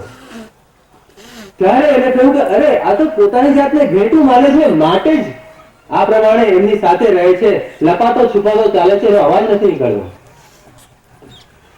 એને કહ્યું તું ઘેટું નથી, તું સિંહ છે. એને તો પોતાના કાન પર વિશ્વાસ ના આવ્યો કે હું સિંહ? અરે ઘેટા બકરા સાથે નાનપણથી ઉછર્યો છું, હા બીજા બધા કરતા હું જુદો છું, પણ હું સિંહ તો કેવી રીતે હું? એને ચાલ, તું મારી સાથે ચાલ. એને લઈ ગયા નદીના કિનારે. એને કહ્યું કે જો મારું પ્રતિબિંબ જો અને તારું પ્રતિબિંબ જો, બંનેમાં ફરક દેખાય છે. એને ડરતા ડરતા જોયું, ફરક દેખાયો નહીં. એવું જો હું ગર્જના કરું તું પણ કર. જોરથી ગર્જના કરી. બધા પ્રાણીઓ કંપી ઉઠ્યા વનમાં. પેલો સિંહ બાળ જે છે એ પણ ડરતા ડરતા સહેજ અવાજ કાઢ્યો, અને એને લાગ્યું કે ના, અવાજ તો સરખો છે. એને જોરથી અવાજ કાઢ્યો અને ગર્જના થઈ. એનું સિંહત્વ જે છે એનામાં પાછું આવી ગયું. એ ટટાર થયો. એનું જે ગૌરવ હતું, જે એની અસ્મિતા હતી, એ જાગૃત થઈ. એ માનતો હતો કે હું ઘેટું છું. એ માન્યતા, એનો ભ્રમ જે છે એ દૂર થઈ ગયો. હવે એનામાં સિંહત્વ જે સુષુપ્ત હતું એ જાગૃત થયું. દરેક માનવની અંદર ચેતન તો છે જ, રમૈયા રામ પરમાત્મા તો છે જ. કોઈમાં નથી એમ નથી, કણ કણમાં છે, એના સિવાય બીજું કઈ નથી. કબીર સત્ય સत्य के नाम से सत्य सागर भरा, सत्य के नाम तिहु लोक छाया.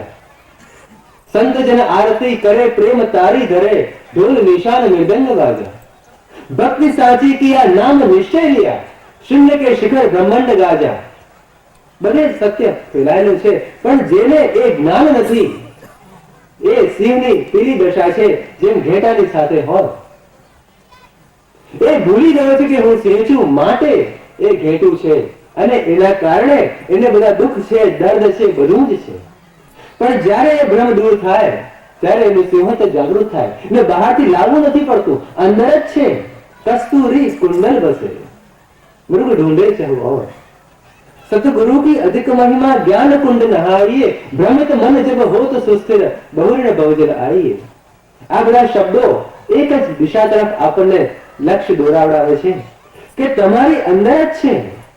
મોકો કહા ઢૂંढे बंदे मैं तो तेरे पास में, ना मैं काशी ना मैं कादा ना ही मैं विश्वास में, खोजी हो तो तुरंत मिली हो पल भर की तलाश में. એટલે જ કહ્યું છે કે બીજે ક્યાંય જવાની જરૂર નથી, બધું જ ગુરુના ચરણોમાં જ છે. માટે જ સદગુરુની મહિમા છે. કારણ કે જે ઘરડો સિંહ હતો, જેને ગળચીમાંથી પકડીને લઈ ગયો, એ તૈયાર ન હતો છતાં પણ બતાવ્યું તો જો, અને એનું સિંહત્વ જાગૃત થયું. એ જ સદગુરુનું કામ છે. માટે તો આપણે કહીએ છીએ ને, ગુરુ કો કીજે બંદગી કોટી કોટી પ્રણામ, કીર્તન જાને ભૃંગ કો ગુરુ કરી લે આપ સમાન.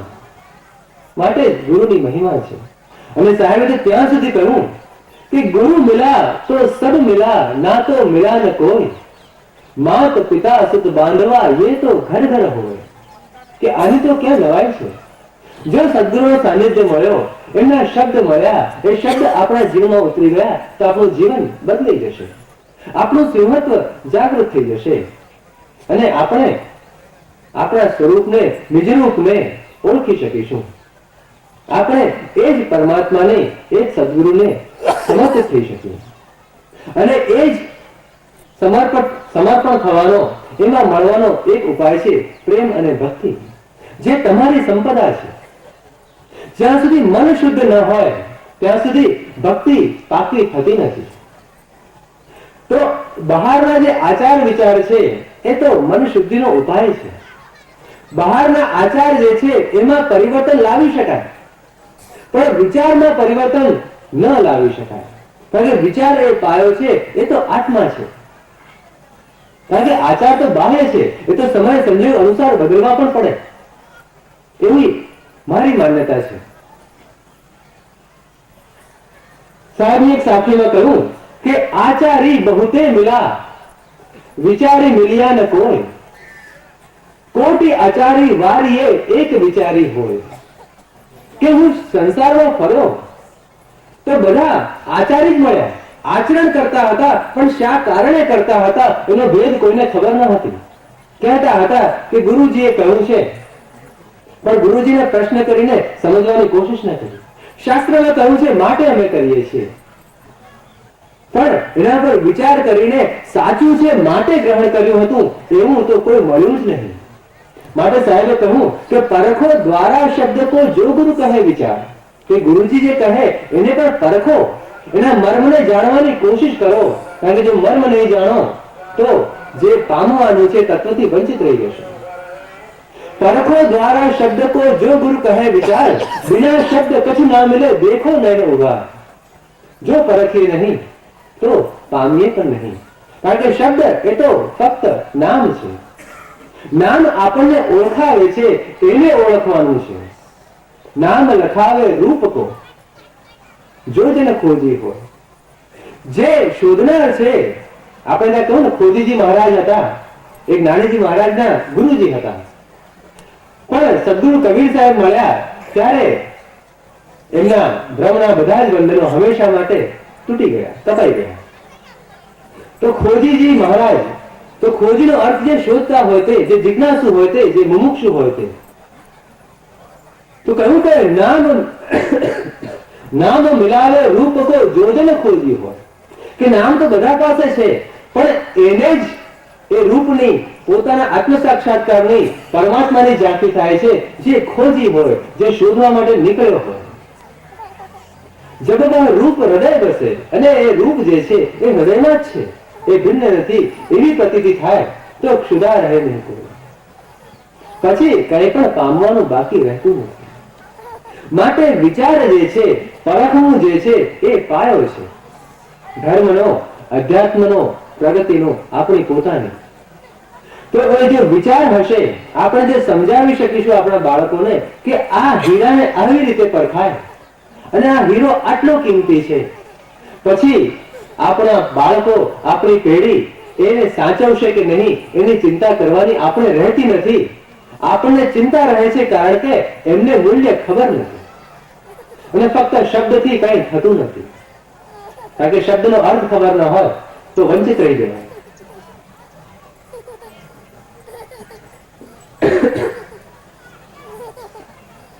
એક દ્રષ્ટાંત યાદ આવી ગયું.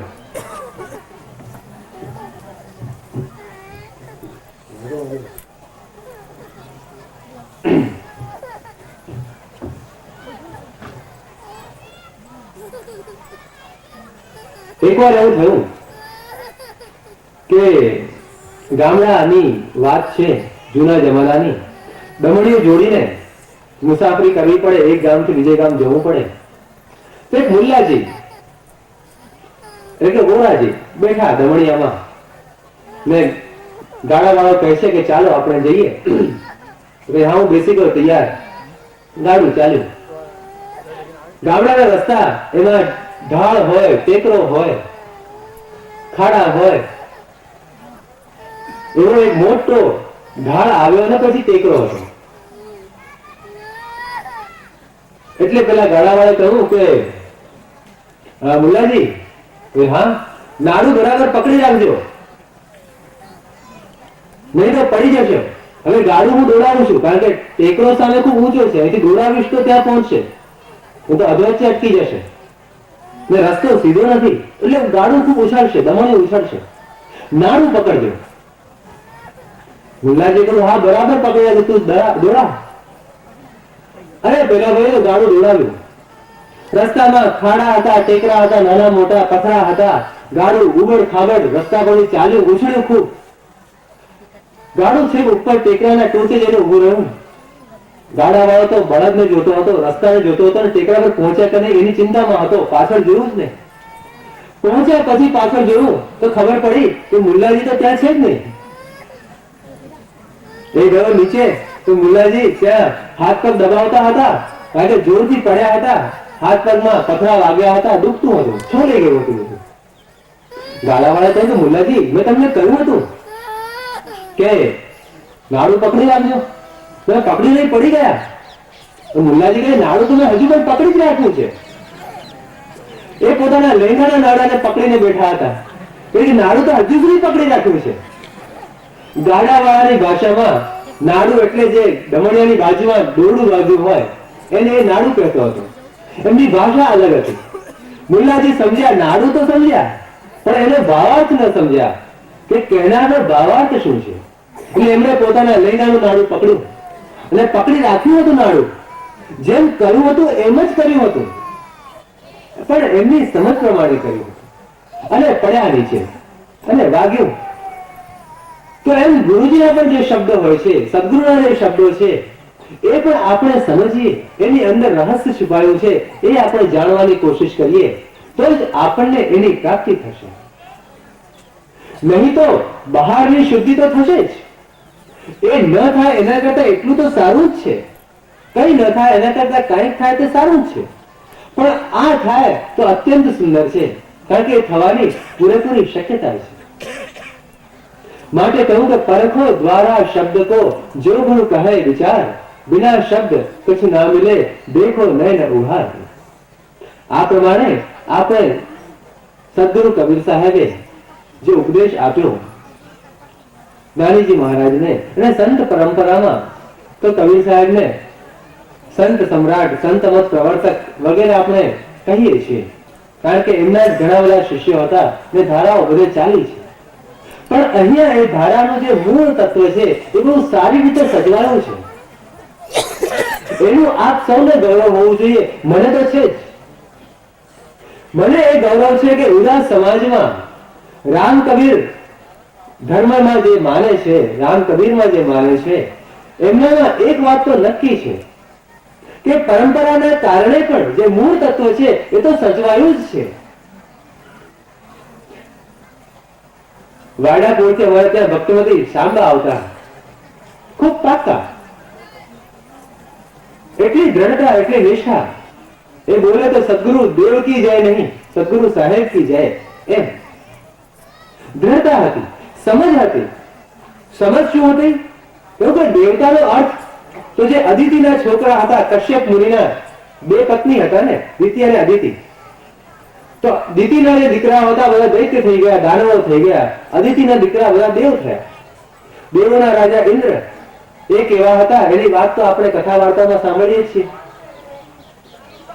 તો કહે છે કે આવા દેવતાઓ સાથે આપણા સદગુરુ જે નિર્મળ છે એમની સાથે આ કેવી રીતે લગાડાય? આવું તો બોલાય જ નહીં. તો દેવ નતા દેવ ત્યાં એમાં હઠાગ્રહ ન હતો, એમાં એક સમજ હતી કે આવું તો કેવી રીતે થઈ શકે. તો જ્યારે આપણે સમજપૂર્વક કંઈ કરીએ છીએ ત્યારે આપણે એના ફળની પ્રાપ્તિ આપણે કરી શકીએ છીએ.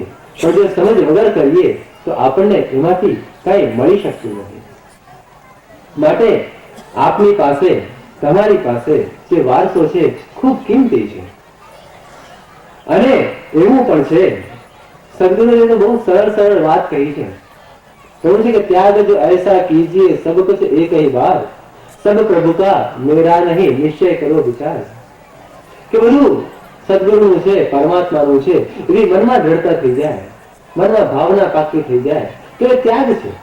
કોઈ ત્યાગ કરવાનો, બાહ્યાડંબર કરવાની કઈ જરૂર નથી. તો આવી જે સહજતા છે એ જ સહજતા આપના સમાજમાં છે અને ટકાવી રાખવી એ આપ સૌની ફરજ છે. કારણ કે કિંમતી વસ્તુ એકઠી કરવી ખૂબ અઘરી છે, એના માટે સંઘર્ષ કરવો પડે. પણ ટકાવી રાખવી એના કરતા પણ અઘરી છે, કારણ કે જો એની કિંમત આપણી નજરમાંથી ચૂકી જાય, આપણા ધ્યાનમાંથી વિસરી જઈએ તો આપણે એનાથી વંચિત થઈ જઈએ. અને બીજી વાત છે કે તિલકની વાત કરી અને કંઠીની વાત કરી. બહુ વૈજ્ઞાનિક વાત છે કંઠીની વાત. આજકાલ માનસશાસ્ત્રમાં ઘણું બધું થઈ રહ્યું છે. એમાં એક સ્કૂલ છે બિહેવિયરિસ્ટિક સાયકોલોજી. એની જે શરૂઆત થઈ એના પાયા એક પાવલો કરીને રશિયન વૈજ્ઞાનિક થઈ ગયા, એમના પ્રયોગોમાં હતા. એમણે જોયું કે કૂતરો જે છે જે આપણે રોજ જોઈએ જ્યારે પ્રયોગ કરીને જોયો, તેની સામે આપણે જમવાનું મૂકીએ તો એના મોઢામાંથી સ્વાભાવિક છે લાળ આવવાનું શરૂ થાય. આ કુદરતી છે, સહજ છે. એને શું કર્યું કે જ્યારે પણ જમવાનું આપે ત્યારે સાથે ઘંટડી વગાડે. એટલે એના મનમાં શું થયું કે ઘંટડી અને જમવાનું એની વચ્ચે એક સંબંધ બંધાઈ ગયો એના મનમાં જ. પછી પ્રયોગ કર્યો એમણે આગળ. આ ઘણા બધા દિવસ સુધી આ ચાલ્યું એટલે સંબંધ પાક્કો થઈ ગયો કૂતરાના મનમાં કે ઘંટડી અને જમવાનું સાથે જ આવે છે. પછી પાવલોવે શું કર્યું કે જમવાનું ના આપ્યું, ફક્ત ઘંટડી વગાડી. તો કૂતરાના મોઢામાં લાળ તો આવી છે. એ કુદરતી ન હતું, એ અકુદરતી હતું, અસહજ હતું. અસહજતા પણ એટલી બધી સ્વાભાવિક થઈ ગઈ કે પછી એમાં અસહજતા લાગી નહીં. અસહજતાની પણ જો ટેવ પડી જાય તો અસહજતા વગર ચાલે નહીં એવું પણ બને. અને એનું જ નામ છે વ્યસન. વ્યસનનો અર્થ છે એવી અસહજતા કે હવે એના વગર આપણને ચાલતું નથી. તો જ્યારે બાળક નાનું હોય છે ત્યારે આ જ પ્રકારના બધા મનની અંદર સંબંધો બંધાતા હોય છે. એને કન્ડિશનિંગ આપણે કહીએ છીએ. બાળક જે વાતાવરણમાં ઉછરે, જેવી ચર્ચા સાંભળે, જેવી વાર્તાઓ સાંભળે, એનાથી એના મનનું, એના અભિગમનું, એટીટ્યુડનું અને આખા વ્યક્તિત્વનું ઘડતર થતું હોય છે. એ બાળક પોતાને શું સમજશે, આ સંસારમાં પોતાનું સ્થાન શું છે, પોતાનું મૂલ્ય શું છે, એ શા માટે આવ્યો છે, એને શું કરવું યોગ્ય છે અને અયોગ્ય છે, એ બધું પહેલા તો એ લઈ લે છે. વિચાર કરવાની શક્તિ તો એનામાં પછી આવે છે. પહેલા તો તમે એને જે આપો તે ગ્રહણ કરી લે છે. તો પહેલા જો સાચું આપ્યું હોય, સદ સંસ્કાર આપ્યા હોય તો કેટલું સહેલું પડે બાળકને, ખૂબ સહેલું પડે. જો એને તે જ વખતે વિચાર આપ્યો હોય, સારું અને નરસું પરખવાની દ્રષ્ટિ આપી હોય તો પછી એ જાતે જ પરખી શકે. તો કન્ડિશનિંગ સાચી થાય અને પછી એ કન્ડિશનિંગમાંથી જ્યારે વિચાર જાગૃત થાય ત્યારે એ મુક્ત પણ થઈ શકે. કારણ કે પછી એ સમજીને એને ધારણ કર્યું છે. પહેલા પરંપરા હતી માટે ધારણ કર્યું છે, ગ્રહણ કર્યું છે, અને પછી સમજીને સાચું છે, મૂલ્યવાન છે એવું જાણીને પછી ગ્રહણ કર્યું છે. તો પહેલા તો સહજ રીતે ગ્રહણ થઈ જાય એ જરૂરી છે. માટે તો પ્રથા છે ને સમાજમાં કે 1.25 મહિનાનું થાય બાળક એટલે એને કંઠી આપવી. બીજી ખૂબ સુંદર પ્રથા છે. ઘણા બધા લોકો એનો ભેદ સમજી શકતા નથી, પણ એટલી સુંદર જે પરંપરા છે. મેં વાંચ્યું કે કંઠી વખતે, લગ્ન વખતે અને મૃત્યુ વખતે સરખો જ આનંદ ઉજવવો અથવા અનુભવવો. આટલું ઊંડાણ ભર્યું, કારણ કે જે વ્યવહારમાં આવે એવો જ વિચાર સાર્થક છે. જે વિચાર વિચારમાં જ રહી જાય, વ્યવહારમાં ન આવે એ વિચારનો કોઈ અર્થ નથી. બધા જ કહેતા હોય કે આત્મા અમર છે, આત્મા અમર છે, અને જો સત્ય કાજે મરવાનું આવે ને પેલું મરવા તૈયાર ન થાય તેનો આત્મા અમર છે એ તો ફક્ત શબ્દો થયા, એમાં એની કોઈ અનુભવ નથી, એની કોઈ દ્રઢતા નથી. એટલે કહું ને કે નરકે સંગ સુવાહરી બોલે હરે પ્રતાપ ને જાને જબ કબ હું ઉડ જાય જંગલ में तब हरि सुरत न आने. કે પોપટ મનુષ્ય સાથે રહીને રામ રામ બોલતા તો શીખી જાય, પણ રામનો મહિમા ન જાણે. કારણ કે મરચું મેળવવું તો રામ બોલવું પડે. તો જેમ કૂતરાનું જોડે ગયું ને કન્ડિશનિંગ કે ઘંટડી વાગે જમવાનું મળશે ને લાળ આવે, એમ રામ બોલે ને મરચું મળશે તો એ રામ બોલે છે, પણ રામનો અર્થ શું છે, એનું રહસ્ય શું છે એ જાણતો નથી. જબ કબહુ ઉડ જાય જંગલ में तब हरि सुरत न आने. જો ભૂલથી પિંજરાનો દરવાજો ખુલ્લો રહ્યો અને જો એને મુક્તિ મળી ગઈ તો જંગલમાં જઈને રામ રામ કરશે ખરો? નહીં કરે, કારણ કે મરચા ખોરાક એને એમને એમ પણ મળે છે. તો જે મહિમા જાણે છે અને જપ કરે છે, નામ સ્મરણ કરે છે એ મહિમા વાળો છે. જે સમજ્યા વગર કરે છે એ કદાચ એને મળી નહીં શકે. એટલે કહું કે સમજ ખૂબ જરૂરી છે. એટલે કંઠી જે છે એ આપણે આપીએ લગ્ન વખતે અને મૃત્યુ વખતે સરખો આનંદ ઉજવવો. આ વિચારને કાર્યમાં આ મૂક્યું છે, વ્યવહારમાં મૂક્યું છે. કારણ કે આપણે જાણીએ છીએ અથવા તો જે પણ અનુભવી પુરુષો છે એમણે જોયું છે અને જાણ્યું છે કે શરીર એ તો નાશવાન છે, એ તો આવે છે અને જાય છે. એનો શોખ શું? અને જ્યારે શરીર આપણે છોડીએ છીએ ત્યારે તો આપણે પરમાત્મા પાસે જઈએ છીએ. આપણે પરમાત્માથી ભિન્ન નથી. એવું જો અનુભવ્યું હોય જીવતા છતાં તો શરીર છોડતી વખતે દુઃખ પણ નહીં થાય. અને ધારો કે કોઈએ ન અનુભવ્યું હોય એને દુઃખ થાય, પણ જે પાછળ રહેલા છે એમને જે જ્ઞાન હોય કે ના ના આ તો ખોડિયું બદલાયું છે, આત્મા તો એક જ છે, તો એમને પણ દુઃખ નહીં થાય. કારણ કે દુઃખ એ પણ કન્ડિશનિંગ છે.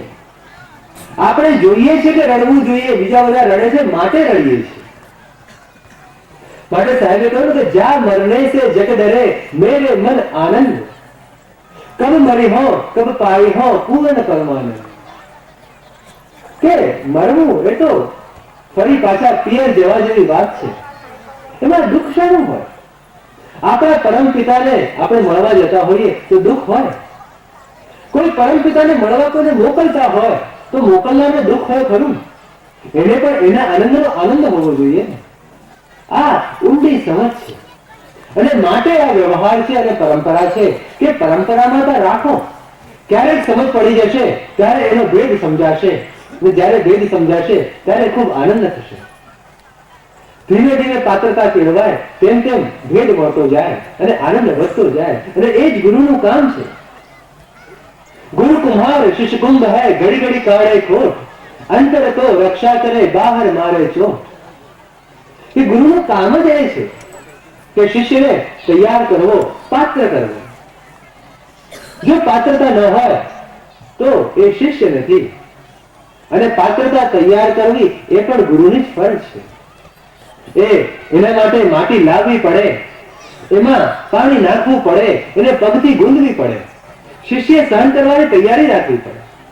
શિષ્ય જો સહન ન કરી શકે તો એ કઈ મેળવી ન શકે. તો સાહેબે બીજી સાખીમાં કહ્યું કે પહેલે દાતા શિષ્ય ભયા તન મન અર્પા શીશ, પાછે દાતા ગુરુ ભયા નામ દિયા બક્ષિશ.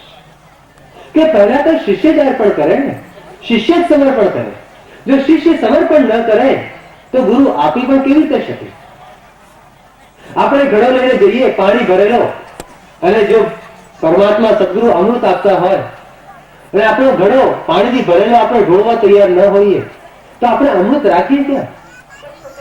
આપણે મનની અંદર આપણી જો જગ્યા ન હોય, ખાલી અહંકાર આપણો ન ગયો હોય, વિનમ્રતા આપણામાં ન આવી હોય, શરણાગતિ આપણામાં ન આવી હોય તો આપણે ગુરુજી પાસેથી કઈ પામી ન શકીએ. માટે કહ્યું કે ગુરુ કુમાર શિષ્ય કુંભ હૈ, ઘડી ઘડી કાઢે ખોટ, અંતર તો રક્ષા કરે, બહાર મારે ચોટ. કે ગુરુના મનમાં તો શિષ્યના કલ્યાણની જ ભાવના છે. એના માટે જે પણ કરવું પડે એ કરશે જ. અને શિષ્ય એ સ્વીકારવા તૈયાર હોય તો જ એ થાય, નહીં તો એ થાય નહીં. તો પાત્રતા કહેવાય, તો જ એનો અર્થ સમજાય. અર્થ સમજાય તો જ એનો અનુભવ થાય. અને નિજાનંદ, પરમાનંદ, બ્રહ્માનંદ આપણે કોઈ પણ નામથી એને અનુભવીએ, મોક્ષ કહીએ, જીવન મુક્તિ કહીએ, અને મુક્ત કરાવનાર છે માટે તો આપણે બંદી છોડ કહીએ છીએ ને, કે સદગુરુ કબીર બંદી છોડ, જે બંધનોમાંથી મુક્ત કરાવે એવા સદગુરુ. તો એમાંથી મુક્તિ મળી શકે જ્યારે આપણે સદગુરુના ચરણોમાં બેસીએ, એમના પ્રતિ શ્રદ્ધા હોય. કારણ કે જ્યાં શ્રદ્ધા નથી ત્યાં પ્રેમ નથી, જ્યાં પ્રેમ નથી ત્યાં ભક્તિ નથી. પ્રેમનો શબ્દ ખૂબ સહેલો છે, પણ એ પ્રેમનું ઝરણું અંદરથી જે વહી રહ્યું છે એના પર બીજા બધા પથ્થર પડેલા હોય છે, એને હટાવવા પડે. સાહેબે કહ્યું કે પ્રેમ પ્રેમ સબ કોઈ કહે, પ્રેમ ન ચિન્હે કોઈ, આંખ પહર ભીગા રહે, પ્રેમ કહાવે સોય. કે જે એમાં લીન થઈને રહે, જેનું હૃદય ભીલું રહે પ્રેમની અંદર, એ જ પ્રેમી છે, એ જ ભક્ત છે. અને આપ સૌ તો ભક્ત છો, ભક્ત સમાજ છે, અને એનું આપને ગૌરવ હોય, એવું જ હોવું જોઈએ. ગૌરવ મને પણ છે. અને જે શુભ વસ્તુઓ છે એની જાણકારી, એની સમજ બધાને પહોંચે એવી વ્યવસ્થા થઈ શકે તો આપની જે ચિંતા છે એ ચિંતાને કોઈ કારણ કે અવકાશ નહીં રહે. અને એના માટે સમર્થ પુરુષો આપની પાસે છે જ.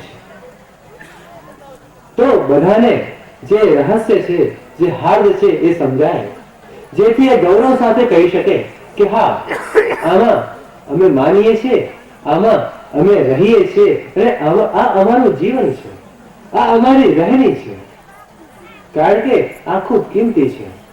અને જે તમે માનો છો એ એટલું કિંમતી તમને લાગતું હશે, પણ જો આપણે વિચારની એરણ પર ચડાવીને જોઈએ, જેમ સોનું આપણે કસીને લઈએ ને, તેમ બધા વિચારોને, બધા માન્યતાઓને પણ વિવેકની કસોટી પર કસીને લેવું જોઈએ. સુનિए गुण की बारता अवगुण लीजे नाही, हंस क्षीर को गहत है नीर त्याग सुजान. કે પાણી છોડીને, માયા છોડીને જે સાર છે, જે સત્ય છે એ ગ્રહણ કરવું એ જ હંસનું કર્તવ્ય છે, એ જ હંસ ભાવ છે. ને સદગુરુના શિષ્યોને બધાને આપણે હંસ તરીકે ઓળખીએ છીએ ને, કે સદગુરુના હંસજનો. અર્થ એ છે કે એમનામાં એ ભાવ જાગૃત થયો છે અને દ્રઢ થયો છે. તો એવો ભાવ આપ સૌમાં દ્રઢ થાય, અને જે સત્ય છે એના ઉપર દ્રઢ રહેવાની આપને પ્રીતિ થાય, એનું સામર્થ્ય સદગુરુ આપે, ને આપની ભાવના, ભક્તિ અને પ્રેમમાં ઉત્તરોત્તર ખૂબ અભિવૃદ્ધિ થાય, સમાજની પણ ખૂબ પ્રગતિ થાય. એવી પણ બધાએ ઈચ્છા વ્યક્ત કરી છે. મારી પણ એવી શુભેચ્છા છે, પણ મારી દ્રષ્ટિએ પ્રગતિ અથવા વિકાસ એ ફક્ત ચેન્જ નથી. બે વસ્તુ છે, ક્વોન્ટિટી અને ક્વોલિટી. ખૂબ વિશાળ થાય, ઘણા બધા લોકો ભેગા થાય, ઘણું બધું થયું હોય, પણ અંદર જે વિચાર હોય, જ્ઞાન હોય, આત્મા હોય, એ ન હોય તો બહારથી તો ખૂબ મોટું લાગે, વિશાળ લાગે, પણ અંદર આત્મા જ ન હોય. તો ક્વોલિટી તો જળવાવી જ જોઈએ અને વિસ્તરવું પણ જોઈએ. એટલે વિકાસ વિસ્તાર સાથે પણ થાય એ પણ જરૂરી છે, અને વિચાર જે છે એ પણ બધામાં ખૂબ ઊંડો પ્રેરાય અને વિવેક જાગૃત થાય એ પણ એટલું જ જરૂરી છે. બંને ક્ષેત્રે, ક્વોલિટીના ક્ષેત્રે અને સંખ્યાના ક્ષેત્રે, ધનના ક્ષેત્રે, યજના ક્ષેત્રે, બધા જ વ્યવહારિક ક્ષેત્રે પણ આ સમાજની પ્રગતિ થાય અને આંતરિક ક્ષેત્રે પણ અનેક ગણી પ્રગતિ થાય એવી સદગુરુની પ્રાર્થના સાથે હું વિરમું છું. બોલો સદગુરુ દેવ કી જય. સર્વે સુખિનઃ સંતુ, સર્વે સંતુ નિરામયઃ, સર્વે ભદ્રાણિ પશ્યन्तુ, મા કશ્ચિત દુઃખમાપ્નુયાત, મા કશ્ચિત દુઃખમાપ્નુયાત. ધન્યવાદ પરમ પૂજ્ય મહંત શ્રી પદ્મનાભદાસજી. એક માં પોતાના બાળકને જે રીતે પ્રેમથી સમજણ આપે એવું સરસ પ્રેમ રસપાન કરાવવા બદલ હાર્દિક આભાર. હવે આપને પુનિયાદ ગામમાં જે અત્યારે ભક્તિ સંમેલન થયું એ ગામને પણ, એ ગામના વડીલોને પણ જો ભૂલી જઈએ તો એ આપણી શોભામાં કંઈક કમી હોય એવું લાગે. તો પુનિયાદ ગામના સમાજ વતી, પુનિયાદ ગામના સરપંચ અને પુનિયાદ ભક્ત સમાજના પ્રતિનિધિ તરીકે શ્રી રણછોડભાઈ પરાગભાઈ ભગત તથા ગ્રામના સરપંચ ચંદ્રવર્ધન ગોરધનભાઈ પટેલને હું વિનંતી કરીશ કે તેઓ ફૂલહાર માટે મંચ પર આવે.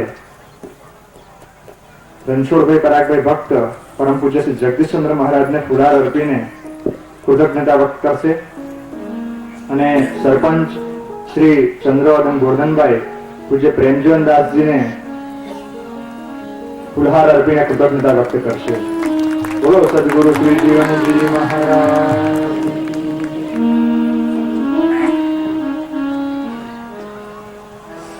હવે પુણ્યાત ગામ વતી બે શબ્દો આપને કહેવા માંગે છે તો હું શ્રીમંતભાઈ ત્રિભુવનભાઈ પટેલને વિનંતી કરીશ કે તેઓ આવીને તેમની ભાવના વ્યક્ત કરે.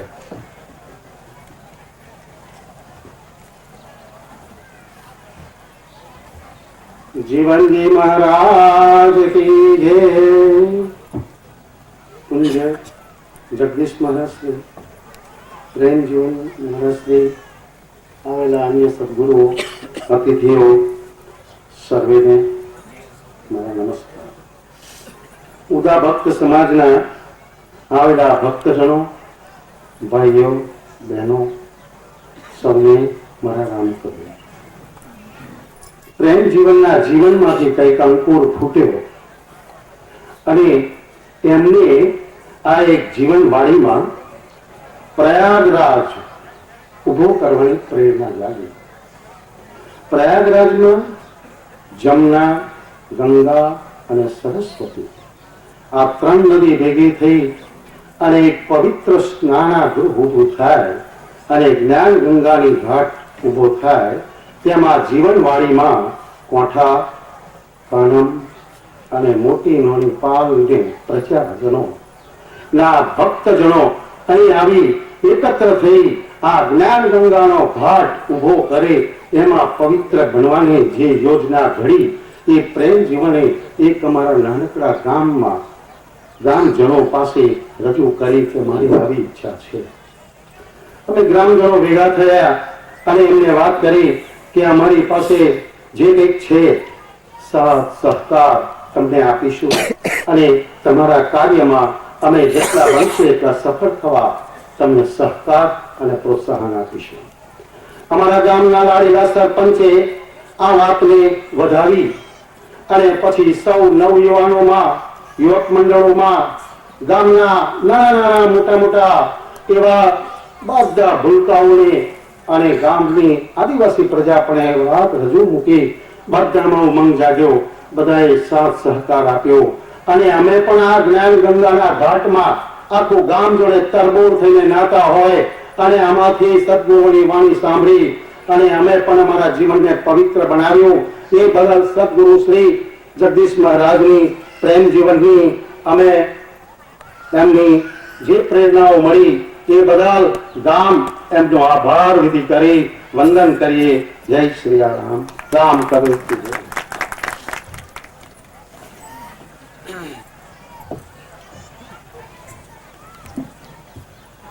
પરમ પૂજ્ય શ્રી પ્રેમચંદદાસજીનું ગળું એમને કંઈક કહેવાની અનુમતિ નહીં આપે, છતાંય સંઘર્ષ વ્યક્ત કરીને તેમના ભાવ રજૂ કરશે.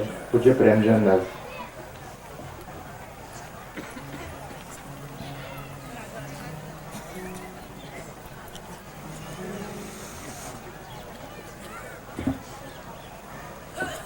બોલો જીવનજી મહારાજ. પ્રેમી ભક્ત બંધુ,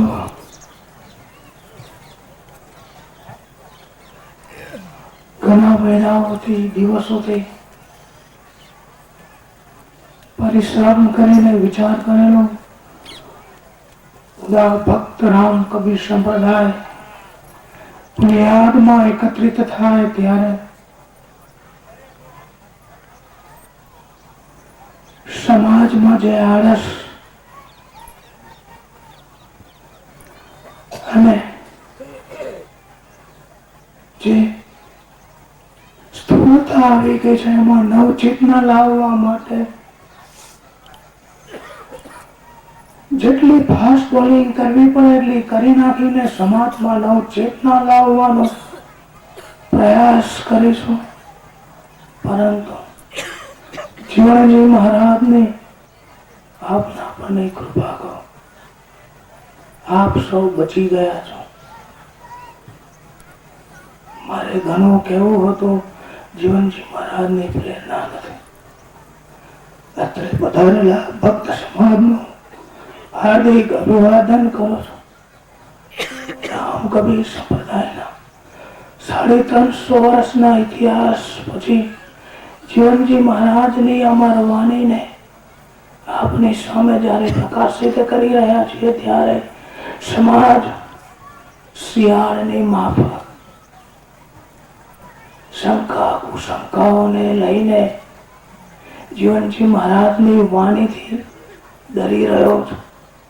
મેં ભક્ત સમાજને આવો શિયાળ જેવો નમાયેલો બાયેલો જાણ્યો નહોતો. મને એમ હતું ભક્ત સમાજ એ તો સિંહનું બચ્ચું, કોઈ શિયાળવાનું બચ્ચું નહોતો. મેં ગઈકાલે કહ્યું હતું, જીવનજી મહારાજ જેમને સમાજને માટે બાળ ગોપાળ શબ્દ વાપર્યો, શું પોતાનો પિતા પોતાના બાળકને હું ગળું રહેસી નાખે કરો?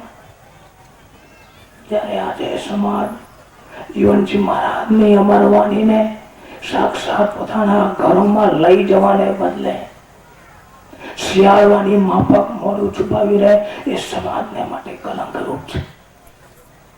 આવી ભાવના અમે સમાજની પાસે નહોતી રાખી અને છતાં આજે સમાજ અમારા આંગણામાંથી જીવનજી મહારાજના સાનિધ્યમાંથી વિદાય લઈ રહ્યો છે. ત્યારે હું સમાજને બીજું કાંઈ નહીં કહું.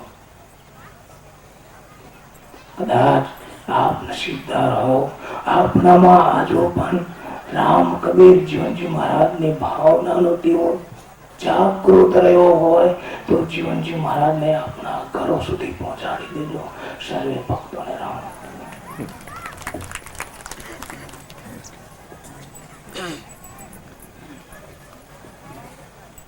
પૂજનીય પ્રેમજીવન મહારાજના પ્રવચનનો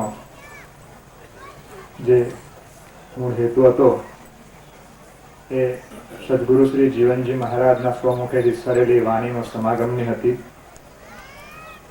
ત્યારે એ સમાગમ આજે સમાજ વચ્ચે મુકાયો છે ત્યારે એ સદગુરુની વાણીની ગૌરવ વધારવાનું આપનું સૌનું બળ વધે એ સદગુરુના ચરણોમાં આપણે પ્રાર્થના કરીએ.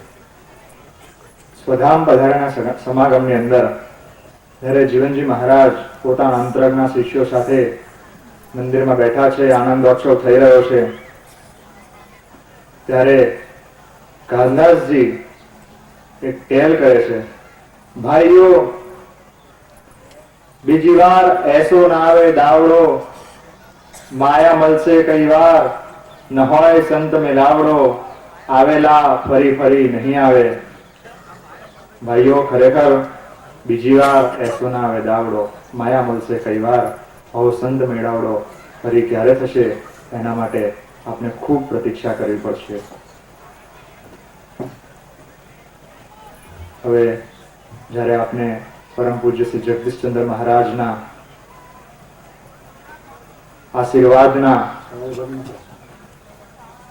આશીર્વાદની હેલીમાં નાહવાનું છે, ત્યારે વધુ ન સમય બગાડતા આપની પરંપરા, સદગુરુ નામદેવ કબીરની પરંપરા અને સદગુરુ શ્રી જીવનજી મહારાજની પરંપરા માટે જે શબ્દ દર્શન અને નામ મહિમાનો જે ગુણ ગાયો છે, એના માટે નાના પારેખની એક સાખી કહી અને હું જગદીશચંદ્ર મહારાજને વિનંતી કરીશ કે તેઓ સમાજને પ્રેમ રસનું પાન કરાવે. સાખી છે: સદગુરુ દર્શન શબ્દ હૈ તો અવિનાશી અંગ, ખોટા દર્શન દેહ કા ક્ષણમાં હોવે ભંગ. આપનો સાચો સદગુરુ, સાચો ભગવાન એ શબ્દોમાં રહેલો છે, નહીં કે કોઈ મૂર્તિમાં. આપને આવા શબ્દો રૂપી સદગુરુના વચનોને આપણે ઘેરે લઈ જવાના છે, એની સ્મૃતિ રાખવાની છે, એને જીવનસ્થ કરવાનું છે. હવે આપને પરમ પૂજ્ય ગુરુહરિ શ્રી જગદીશચંદ્ર મહારાજને વિનંતી કરીશું કે અમને કઈ પ્રેરક કહો. પરમ પૂજ્ય શ્રી જગદીશચંદ્ર મહારાજ. આ પહેલા મુરબ્બી શ્રી સન્મુખભાઈ કંઈક કહેવા માંગે છે 1-2 મિનિટ માટે, એ આપણે પહેલા સાંભળી લઈએ.